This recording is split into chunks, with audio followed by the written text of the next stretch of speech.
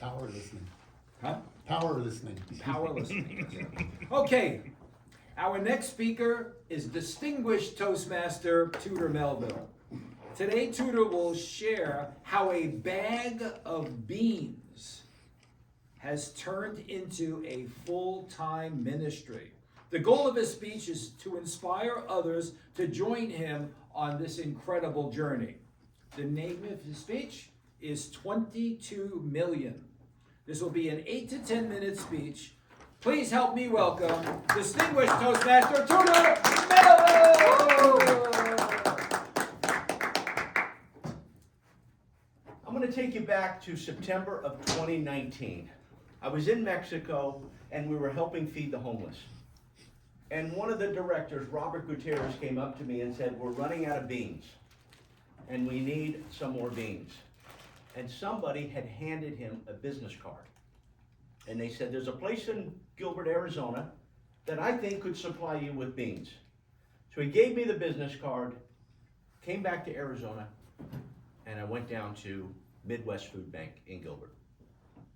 And I said, "I understand you guys service and make beans here." And they said, "Yes, we do." They asked if I had a 501c, which was a nonprofit. I said, "Yes, I've got a nonprofit." They gave me the paperwork, said, "Fill this out, and we can supply you with beans." So I went home, filled out the paperwork, submitted it. A couple weeks go by, they gave me a call. "Come on down, we've got some food for you." So I went down there, and sure enough, they gave us some beans. In fact, they gave us cases of beans. We took those beans, got them to Mexico. It worked out perfectly. A few weeks later, it was our turn again to go down to the food bank. I went back down to the food bank with a little Prius, and they filled it up with food. A couple weeks later, they called me back and said, "We have more food. Come on down. Bring 2 vehicles this time." So we brought the Prius and we brought an SUV, and they filled them both up. That just kept going and going. Pretty soon, I said to them, "Do you guys need any volunteers?" And they said, "Have you ever driven a forklift?" I said, 40 years ago. And they said, "Get on the forklift. We're going to see how well you do." I get on the forklift, and the guy, the safety director, says, "Can you grab that pallet up there?" And I look up, and it's 16 feet high. I get on the forklift. Now understand, I haven't driven a forklift in 40 years. I get up there on the forklift. I lift it up, pull the pallet out. I set it on the ground. And he looks at me, he says, "Well, that was impressive." I said, "I know."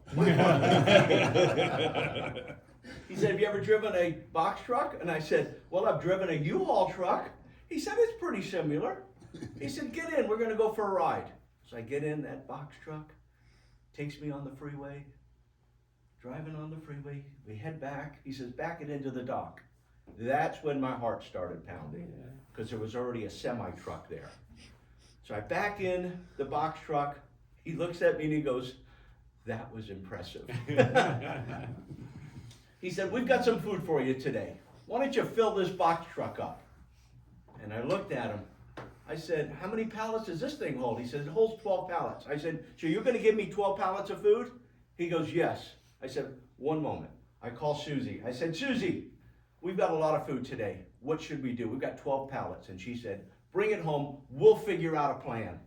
So sure enough, folks, I bring back 12 pallets of food. We put them in the garage.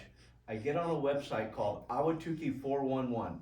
If you don't know about it, write it down. Awatuki 411. I post on there free food.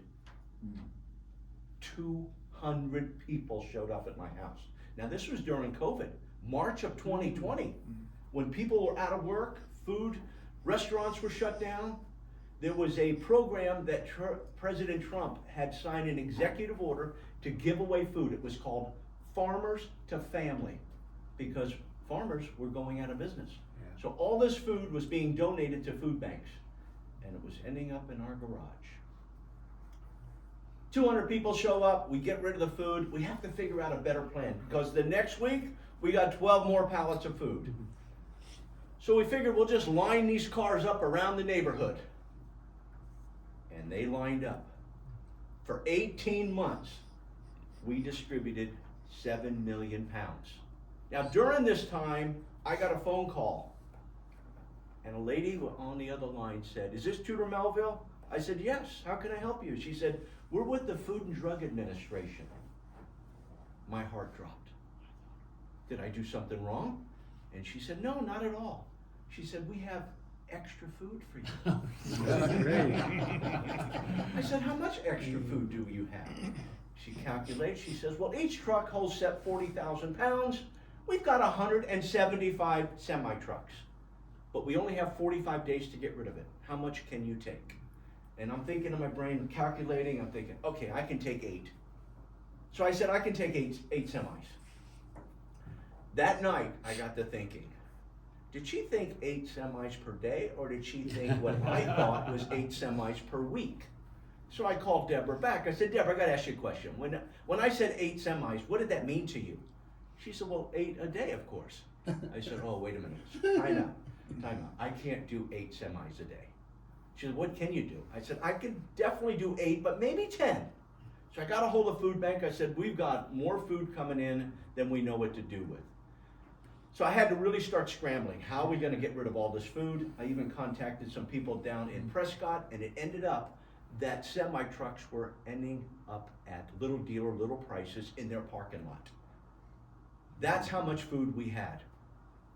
But it gets better. I started volunteering down at the food bank, and I became, during the summer, their only box truck driver. So I was being called upon just about every day to go pick up food in Laveen, Arizona, Tucson, Arizona, all over the state. But it was such a rewarding moment because I was able to help feed all these families. And to this day, every Wednesday, over 120 cars are lined up at a church on Chandler Boulevard in Dobson, waiting for that box truck. Now we've got Trader Joe's. I had 1 Trader Joe's back in 2020. Now we've got 7 Trader Joe's. We even have Costco giving us food. We've got Walmart giving us food. So I was telling this lady about the story about giving this food down, taking it down to Mexico, and she says, "You know what? My boss has some Amazon clothes. I think you could get some of those clothes." And I said, "Really?" She goes, "Yeah." I said, "Where's it located?" She said, "We're on 52nd Avenue in Northern. Why don't you come see us?" So I go down there, and I look at this warehouse, and they've got all these Amazon clothes, and they're all returns. And he says, "Grab a shopping cart and take all you want." So I grab a shopping cart, I fill it up with clothes, take it home, give it away. A few weeks later, he calls me up and says, "How many pallets of clothes can you handle?" And I said, "What do you have?" He says, "Well, we've got 10 pallets. I said, "Well, how big are the pallets?" He said, "Well, they're 7 feet tall, and they're 4 foot by 4 foot, and they weigh about 1,500 pounds. Can you pick up 10 of them?" And I said, "Yes." Get the box truck from the food bank, I go down, I went to Amazon. I backed into Amazon, gave them the paperwork, they loaded up 10 pallets of clothes. I bring them home, put them in the garage, and started contacting people on Albuquerque 411. And within a few days, all those clothes were gone. Wow. And to this day, we take clothes down to Mexico now. We help those people down in Mexico. There are several families in Arizona that get clothes just about every week from us. And I'm actually expecting a phone call today or tomorrow that says, "Hey Tudor, can you go down to Amazon and pick up some clothes?" So what I suggest you do is, we got a call one day from the food bank and says, "Hey Tudor, do you want some Starbucks coffee?" And I said, "Well, how much Starbucks coffee do you have?" And they said, "We've got a semi-truck. Can you handle a semi-truck of Starbucks coffee?" And what do you think I said? Sure. Sure, why I not? contacted a lady that I know has a warehouse in Phoenix. She's got a forklift. I called up Vanessa. I said, "Vanessa, we got some Starbucks coffee. Can you unload it? I'll give you half and I'll take half." She said, "Absolutely." We have gotten 5 semi-trucks of Starbucks coffee. In fact, everyone's going to receive some Starbucks coffee today. So if you have a Keurig, these are free. I have to get rid of them. I've got more Starbucks coffee in my house than most Starbucks. So folks, if you want some coffee, if you want some Amazon clothes, you know who to go see. Mr. Toastmasters. Mr. Timer, give me 1 timed minute, please, Okay. and everybody gives Tudor some feedback.